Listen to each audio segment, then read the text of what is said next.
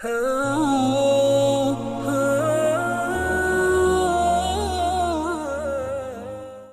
سوال ہو گئے. من ربو کا، تیرا رب کون ہے؟ اب جو حضرت عیسیٰ علیہ السلام کو ماننے والے ہیں، جو موسیٰ علیہ السلام کو ماننے والے دیگر انبیاء کی قومیں ہیں، وہ بھی کہیں گے کہ ہمارا رب اللہ ہے. تو یہ سوال تو نجات دینے والا ابھی تک نہیں ہے. بعد میں سوال ہوگا ماں دین کا، تیرا دین کیا ہے؟ تو دین کے بارے میں جو عیسیٰ علیہ السلام کے پیروکار ہیں وہ کہیں گے کہ ہم دین عیسوی کو ماننے والے ہیں، موسوی کو ماننے والے ہیں. تو وہ یہ بتا دیں گے. ابھی تک بھی فائنل نہیں ہوا. آخری سوال ہوگا، وہ سوال جس کو امام بخاری اور امام مسلم نے لکھا ہے. باقی دونوں سوالوں کا ذکر بخاری اور مسلم میں نہیں ہے. متفق علیہ حدیث ہے اور ایک ہی سوال کا ذکر ہے کہ قبر میں صرف ایک سوال پوچھا جائے گا. ہم انکار نہیں کرتے کہ باقی سوال نہیں، باقی بھی پوچھے جانے ہیں، باقی کتابیں بھی معتبر ہیں.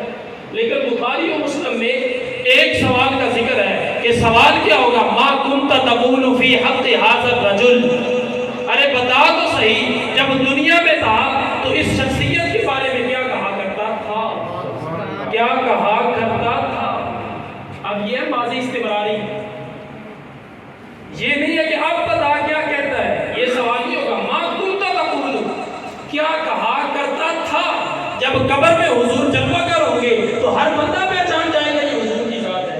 وہاں تو کوئی اندھیرا رہ نہیں جائے گا کیونکہ حضور تشریف لے آئیں گے. ہر بدبخت بھی پہچان لے گا. اس وقت تو ہر بندہ پہچان جائے گا کہ حضور کی ذات ہے. ہر بندہ سمجھ جائے گا اور جو بدبخت ہوں گے وہ شرمندہ ہوں گے. اسی لیے تو کیا خوب اعلیٰ حضرت نے فرمایا، وہ کہتے ہیں آج لے ان کی پناہ، آج مدد مانگ ان سے، کل نہ مانیں گے قیامت میں کر تو مانیں گے. قیامت میں آج وقت ہے کہ مصطفیٰ کے دامن کو پکڑ لے. آج وقت ہے چوکھٹے مصطفیٰ پہ آ جا. آج وقت ہے درے مصطفیٰ پہ آ جا. جب تو درے مصطفیٰ پہ آ جائے گا جنت میں یہی درے خدا ہے. درے مصطفیٰ پہ پہنچنا تیرا کام ہے، تیرے بازو سے پکڑ کر جنت میں لے جانا مصطفیٰ کا کام ہے.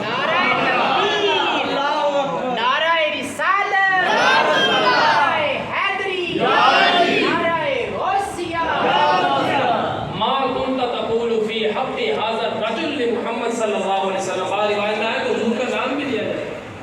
اب ہر بندہ پہچان جائے گا، ہر بندے کو سمجھ آ جائے گی کہ یہ حضور کی ذات ہے. اسی لیے تو سوال ہوگا ماضی استمراری میں، پیچھا جو زمانہ گزر چکا ہے، بتا تو کیا کہا کرتا تھا. جب حضور کا نام آتا تھا تیرے دل میں ٹھنڈک پڑتی تھی یا نہیں پڑتی تھی؟ جب حضور کو کتاب لکھنے بیٹھتا تھا تو حضور کا نام آتا تھا، کیا حضور کی ذات پر درود پڑتا تھا یا نہیں پڑتا تھا؟ جب حضور کا ذکر آتا تھا دل میں خوشی ہوتی تھی یا نہیں ہوتی تھی؟ یہ سوال کیا جائے گا. یہ نہیں پوچھا